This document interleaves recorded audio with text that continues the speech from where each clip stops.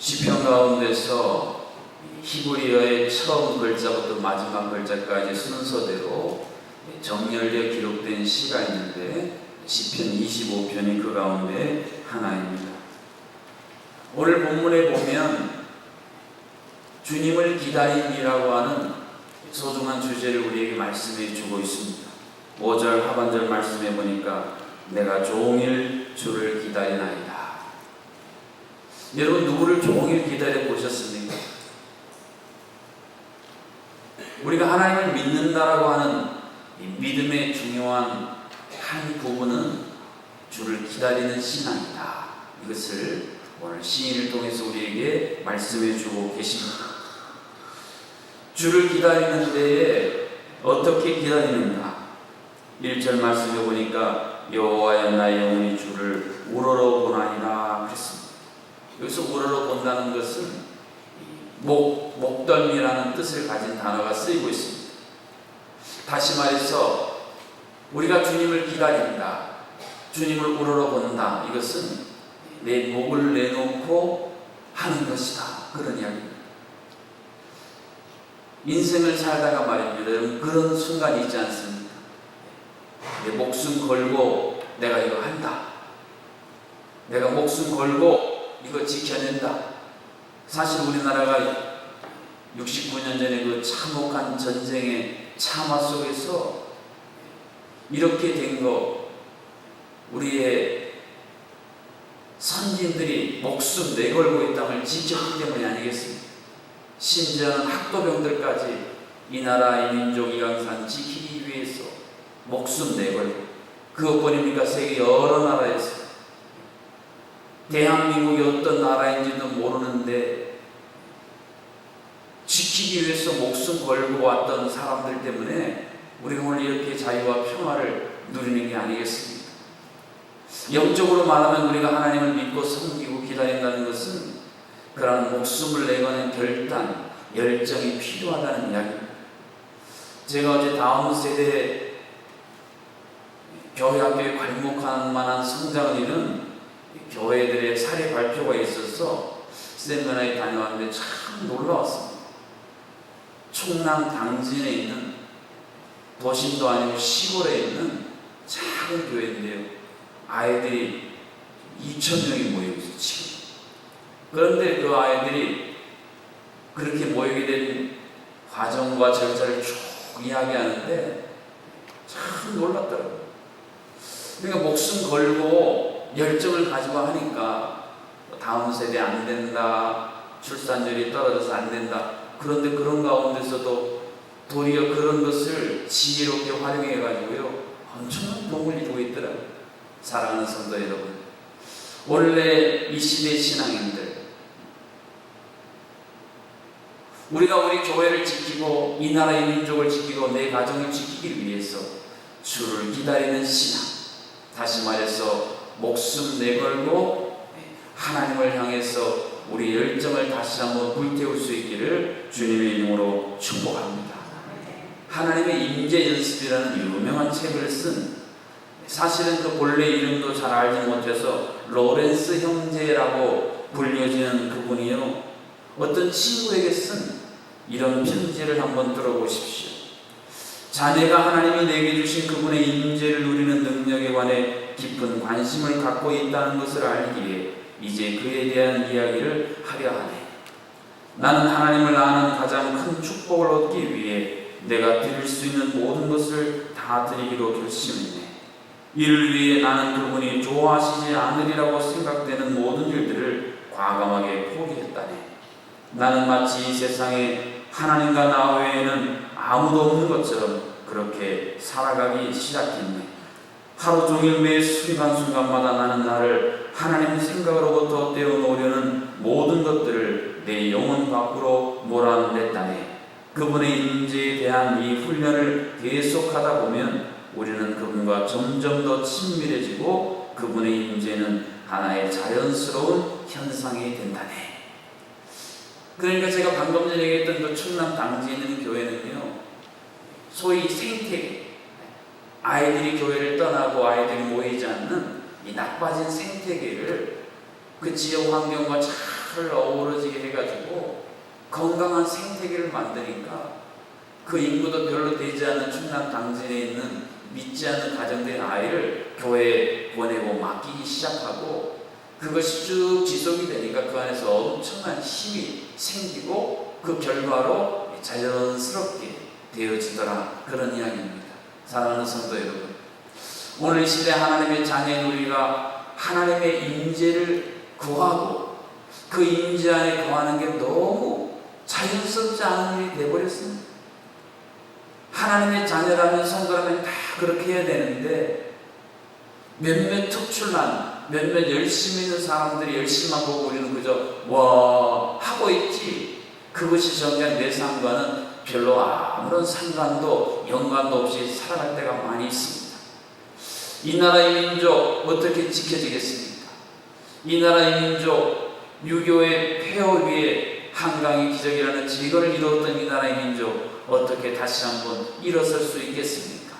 하나님의 자녀인 하나님의 성도인 하나님의 교회인 우리들이 주님을 향한 이 간절한 임재를 사모하는 열망, 그것을 위해서라면 걸림돌이 되는 모든 것들을 과감히 내 삶을 밖으로 밀어내는, 목숨을 걸고 내 목을 내놓고 이러한 일들을 결단함으로 말미암아 우리의 삶 가운데도 이러한 일이 자연스러운 일들이 되어질 수 있기를 주님의 이름으로 축복합니다.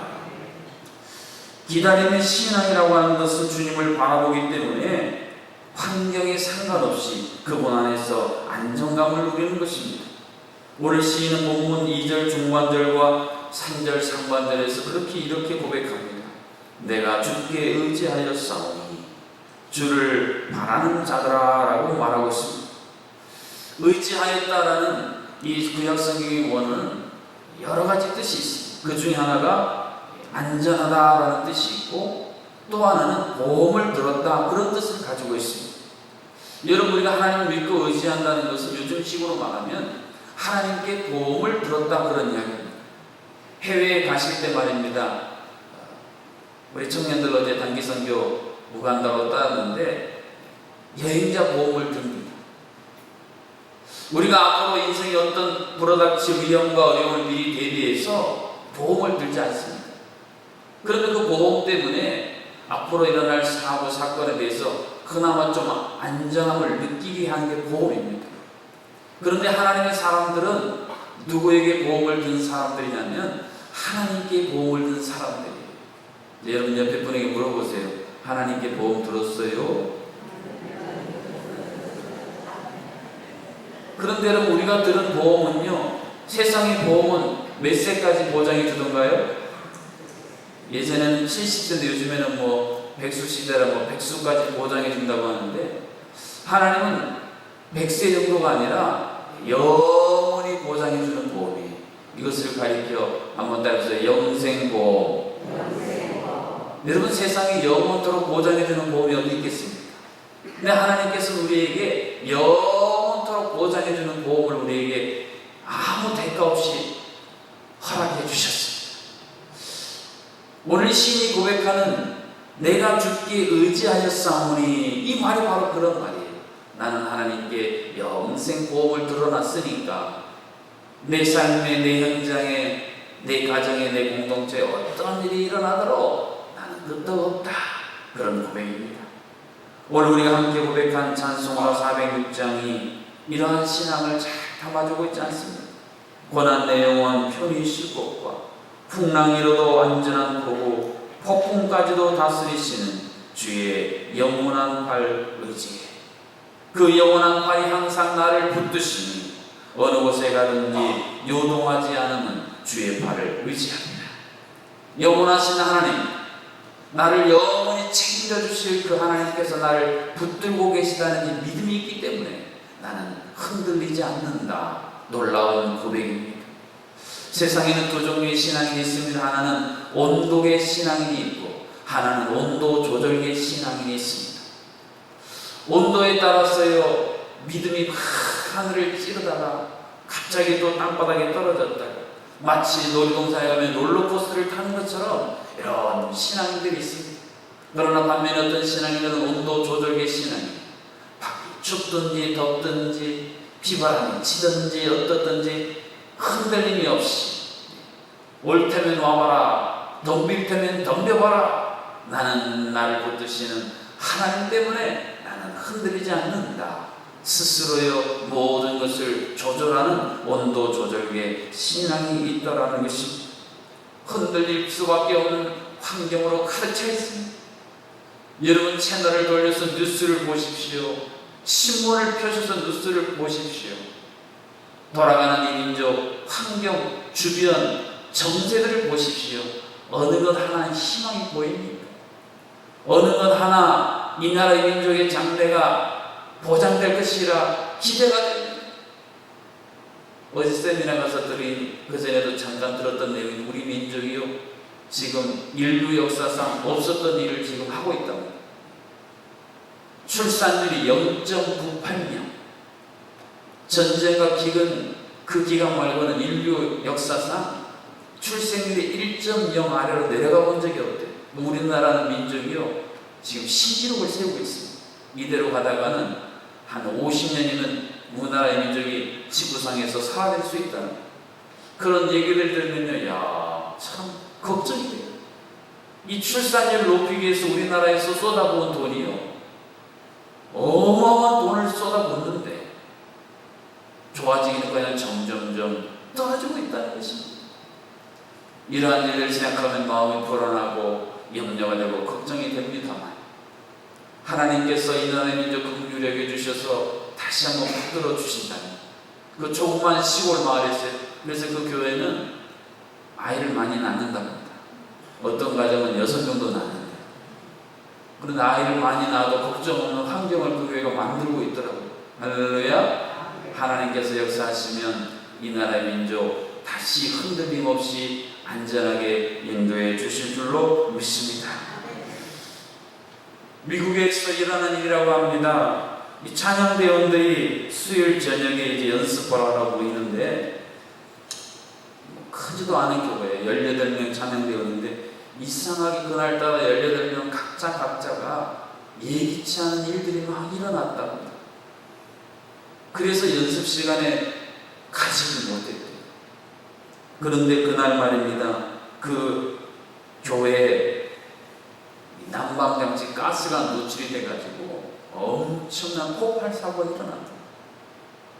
18명이 하나같이 다 자기 일 때문에 늦어서 늦게 도착해서 죽음을 피할 수 있었다. 그런 이야기입니다. 여러분 하나님께서 우리를 보호하시기로 작정하시면 아무리 큰 재앙과 위기가 온다 할지라도 하나님의 날개 그늘로 우리를 보호하여 주시고 영원히 우리를 책임지리라 말씀하셨던 그 손을 우리에게 뻗으셔서 우리의 발목을 붙드셔서라도 우리를 가장 안전함으로 인도해 주시리라. 오늘 시인이 고백하는 주를 기다리는 신앙은 바로 이러한 믿음이라고 하는 것입니다. 우리의 삶에 풍랑이 일어날 수는 있습니다. 쓰나미가 일어나서 우리의 삶을 덮칠 수도 있습니다. 그러나 주를 기다리는 삶, 그런 가정, 그런 교회, 그런 민족, 그런 나라는 하나님께서 전능하신 능력으로 덮으시사 그 가운데서도 평안함으로 인도해 주실 줄로 믿습니다. 이것이 오늘 본문이 우리에게 제시하는 주를 기다리는 신앙입니다. 마지막으로 5절 상반절 말씀에 보면 주를 기다리는 신앙의 또 다른 한 측면을 우리에게 고백합니다. 주의 진리로 나를 지도하시고 교훈하소서. 태어나길 길을 잘 분별하지 못하는 사람들을 길치라 그럽니다. 어제 가본 길인데도 오늘 가보면 새로운 길처럼 느껴지고 어디 찾아오라 그러면 거기 찾느라고 온 신경을 곤두세우고 또 길을 잘못 들어서 몇 번을 반복해야 되는 사람들에게 있어서 좋은 소식이 있었는데 바로 내비게이션이라는 것이 출시됐다는 거예요. 내비게이션이 출시된 이후로 길치들이 염려하지 않습니다. 딱 목적지만 찍어서 탁 시작 내놓으면 그냥 편안하게 그 내비게이션이 안내하는 곳을 따라서 쭉 가다 보면 목적지에 도착하더라. 그런 이야기입니다. 오늘 시인이 고백하는 주를 기다리는 신앙이 바로 그런 겁니다. 하나님이 없었다면 내가 인생에 참 길을 방황했을 텐데, 하나님이 없었다면 내가 엉뚱한 길을 가면서 내가 제대로 가고 있구나 착각했을 텐데, 하나님이 내 인생에 내비 계신이 되어주심으로 말미암아 이제는 내가 아직 가보지 않은 미래에 대해서 나는 더 이상 염려하거나 초조해하거나 불안해야 할 필요가 없다. 나는 그저 주님이 지도하시고 교원하시는 그 길만 따라가면 내가 원하는 목적지에 어느 순간 하나님이 나를 인도해 주신다. 그런 고백을 우리에게 들려주고 있습니다. 우리가 주를 기다린다는 것, 이 나라의 민족이 주를 기다린다는 것이 바로 그것입니다. 주여, 내 길을, 우리 가정의 길을, 우리 교회의 길을, 이 나라의 민족의 갈 길을 친히 지도하여 주시옵소서. 예수님이 이 땅에 오셔서 뭐라 그러셨습니까? 내가 길이다 그러셨어요. 여러분, 세상에 그 누가 말입니다. 내가 길이다라고 말할 수 있습니다. 우리는 내가 길이다라고 선언하신 그 주님을 기다리는 사람들입니다. 그렇기 때문에 우리의 길 대신 그분의 길을 따라가는 것 대단히 중요한 일이라는 것입니다. 예전에 어떤 교수님이 그런 이야기를 하더라고요. 우리나라 민족은 하나님이 택하신 민족이래요. 그러면서 그 증거를 뭐로 드시냐면 이 조선이라는 나라의 국호를 가지고 들더라고요. 조선을 영어로 하면요, 택했다라는 영어 단어랑 굉장히 발음이 비슷해요. 하나님께서 우리 민족을 친히 택하셔서 인도하셨기 때문에요. 사실은 우리나라 민족이 절망적인 요소들도 많이 있습니다만 이제까지 많은 일들 가운데 이 나라 민족이 해낸 일들을 보십시오. 대단하고 놀라운 일들을 많이 해냈습니다. 세계적으로 말입니다. 이 빙상경이 자라는 나라들은 환경이 그런 환경이죠. 근데 우리나라는 그런 환경도 아닌데 김연아 선수 보세요. 빙상으로 세계를 휩습니다. 세계 여러 나라에 가보면요, 잔디들이 많아서 골프 그냥 어렸을 때부터 하는 나라들이 있어요. 그런데 우리나라는 잔디도 없는데요, 세계 대회에 석권하는 걸 보세요. 그러니까 우리나라의 민족이 갖고 있는 재능과 하나님이 부어주시는 은사는 세계 모든 민족이 혀를 내두를 만큼 놀라운 것입니다. 이게 그냥 되어진 게 아니라 하나님께서 이 나라의 민족을 특별히 사랑하시고 특별히 기억해 주시기 때문입니다. 그런 이야기를 하는데 굉장히 마음에 공감이 되는 내용이었습니다. 하나님께서 우리를 택하시고 우리는 택함받은 하나님의 자녀, 그런 가정교회, 이 나라의 민족이라는 믿음을 가지면 오늘 잠언 지혜에 쓰신 13장 14절에 들려주는 은혜를 힘입을 수 있습니다.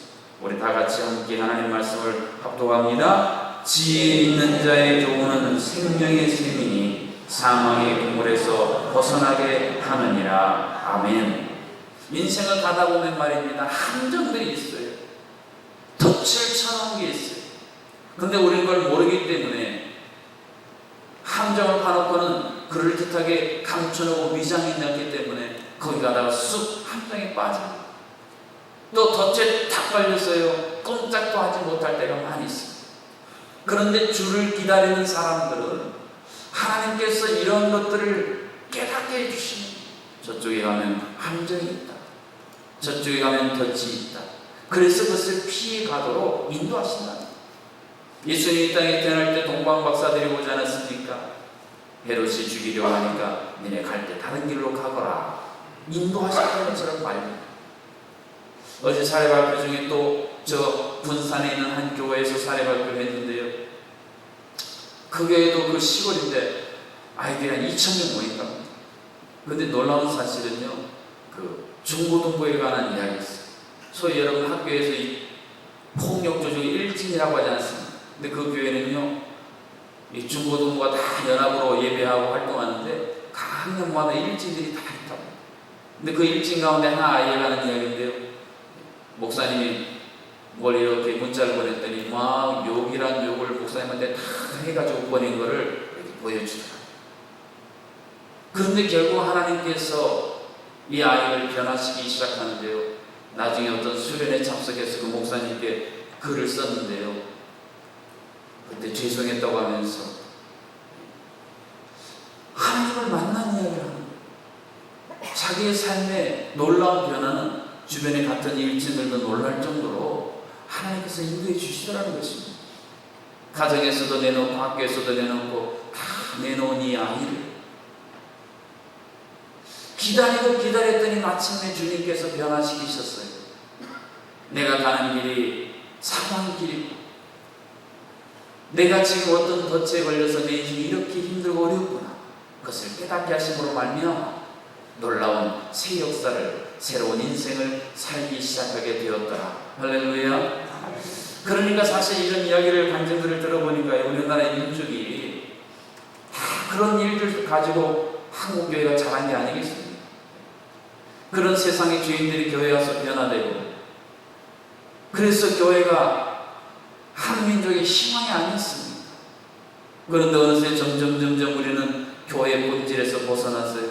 헛된 것들 가지고 왈가왈부, 헛된 것에 목숨 내걸고요. 하나님이, 예수님이, 성령님이 원하시는 교회가 아니라 사람들이 원하는 교회를 점점 교회를 변질시켜 가고 있다는 것입니다. 그러니까 교회가 이 나라의 민족의 희망이었는데 점점 희망의 빛이 밝아지고 있다는 것입니다. 사랑하는 성도 여러분, 오늘 우리 인생 가운데, 우리의 삶 가운데에 생명의 샘이신 하나님, 사망의 동굴에서 벗어나게 하시는 주님, 그 주님을 오늘도 간절히 기다리는 신앙, 이 신앙을 회복할 수 있기를 주님의 이름으로 축복합니다. 그것이야말로 우리가 살 길이고 우리 가정이 살 길이고 이 나라의 민족이 살 길입니다. 시편 16편 7절 8절에서 다윗은 그래서 이렇게 고백하고 있는 것입니다. 나를 훈계하신 여호와를 송축할지라. 밤마다 내 양심이 나를 교훈하도다. 내가 여호와를 항상 내 앞에 모시며 그가 나의 오른쪽에 계심으로 내가 흔들리지 아니하리로다. 날마다 하나님을 송축하고 밤에 잠을 자는 그 순간에도 하나님이 내 심장을 깨워서 교훈하시는, 여러분, 세상에 많은 사람들이 어떤 문제에 대해서요 전문가 의견을 듣기 위해서 엄청난 돈을 지불합니다. 하나님은요 인생의 어떤 한 부분이 아니라 모든 영역에서 최대의 전문가 있어요. 여러분, 이거 믿으세요? 그러면 우리가 누구를 기다려야 될까요? 우리가 전문가이신 그 하나님을 우러르고 그분 내가 한번 만나서 상담받고 그분이 들려주는 교훈 듣기 위해서 우리가 어떤 대가를 지불하고서 하서라도 거기에 나아가는 것, 이게 우리가 살 길이다, 그런 이야기입니다. 그런데 우리들이 이처럼 기다림의 신앙을 가질 수 있는 중요한 출발점 토대에 대해서 들려주는 7절 하반절 말씀을 마지막으로 주목해 볼 필요가 있습니다. 주께서 나를 기억하시되 주의 선하심으로 하옵소서. 우리가요 주님을 기다리고 주님으로부터 놀라운 지도와 교훈을 받을 수 있는 근거는 뭐냐? 그것은 바로 주께서 나를 기억하시기 때문이다, 그러냐. 여기서 기억하신다는 단어가 갖고 있는 뜻은 하나님이 우리를 긍휼히 여겨주시고 우리를 향하여 자비를 베풀어 주시는 분이다, 그런 의미를 담고 있습니다.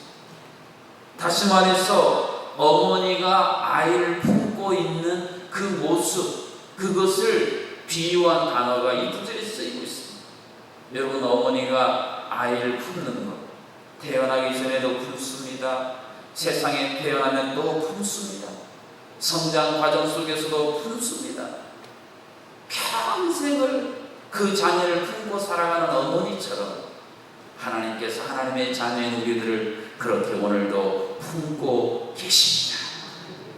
이것을 믿으면요 어린아이가 그저 엄마 찾고 엄마 보이면 생글 방글방글 웃고 엄마 안 보이면 앵앵앵 우는 것처럼, 이게요 신앙입니다. 이게 주님을 기다리는 기다림의 중요한 출발이라고 하는 것입니다. 오늘 여러분 인생 가운데서 무엇을 기억해 달라고 하나님께 요청하고 있습니까?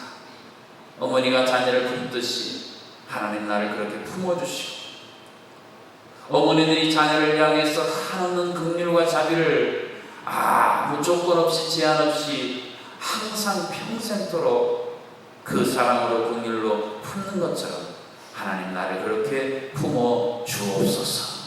이러한 신앙을 우리가 다시 회복한다면 하나님이 그런 우리를 품어주시고, 그런 우리가 있는 가정을 품어주시고, 그런 우리가 있는 이런 교회를 품어주시고, 이 나라의 민족을 품어주시사 흑암과 혼돈과 공허한 세상을 성령 하나님이 품으심으로 말미암아 새로운 창조의 위대한 역사가 일어나는 것처럼 하나님이 이루시는 새로운 희망, 새로운 재건의 역사가 고통과 아픔과 눈물로 또 다른 비극으로 늘 염려하며 전전긍긍하는 이 나라의 민족 가운데 다시 한번 일으켜주시는 주의 놀라운 역사가 되어질 줄로 믿습니다. 이러한 믿음을 가지고 우리가 이 시간 하나님 앞에 함께 간절히 기도하십시오. 순서지에 나와 있는 내용처럼 한국 교회가 전쟁의 상처와 분단의 고통을 치유하고 화해하며 평화의 증인이 되게 해달라. 국가 안보와 평화 통일을 위해 모든 세대가 하나 되어 기도하고 평화의 도구로 살게 해달라고. 전국연합회와 지연합회와 지교회가 통일을 위해 전력하여 하나님의 나라를 이루게 하옵소서.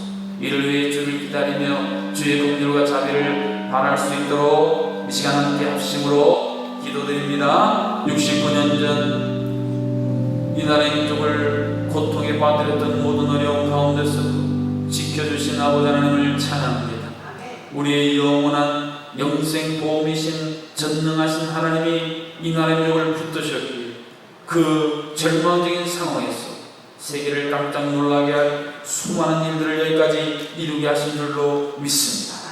그러나 이 나라의 민족은 또다시 아버지 하나님 출산들이 세계 역사에 없었던 1.0을 이제 드디어 깨고 이제 존재자 이 지구상에서 사라질 위기에 넘버원이라는 나라로 지정되는 가장 큰 어려움과 수많은 해계 위협과 사랑하는 자녀 세대의 전범적인 N4 세대라는 수많은 어두운 그림들로 드리워진 채 살아가고 있습니다. 정부가 아무리 돈을 퍼붓고 노력해봤자 개선이 되어지질 않고 있습니다.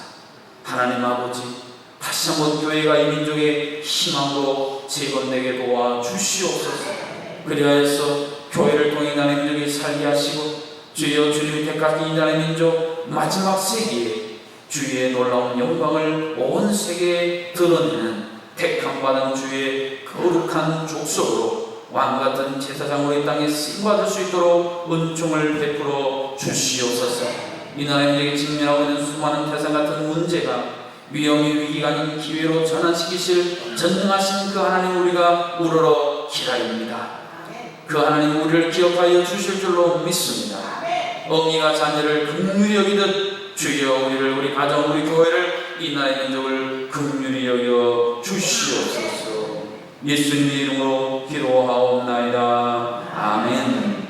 이제는 우리를 위해 목숨 내것이고 우리에게 영원한 생명을 보장해 주신 주 예수 그리스도의 은혜와 오늘도 주를 기다리는 자에게 사망의 함정과 얼무들을 깨닫게 하시고 그 길로부터 우리를 보호해 주시는 하나님 아버지의 크신 사랑하심과 내가 우리 가정이, 우리 교회가 이 나라의 민족이 살기는 생명의 주를 우러러 기다리는 것임을 깨닫게 하시는 성령 하나님의 교통하심, 오늘 이후 기도에 나와 하나님 앞에 예배하고 기도한 모든 성도님들 가운데 69년 전에 이 땅에 있었던 전쟁의 참화 가운데서도 버텨내고 견뎌내어 세계가 놀랄 일을 행하여 여기까지 다가온 이 나라의 민족의 장래 가운데에 저 국력의 동포들, 온 세상에 흩어져 복음을 전하는 귀한 선교의 세자들 가운데에 이제로부터 영원토록 함께하여 주시기를 간절히 축원하옵나이다. 아멘.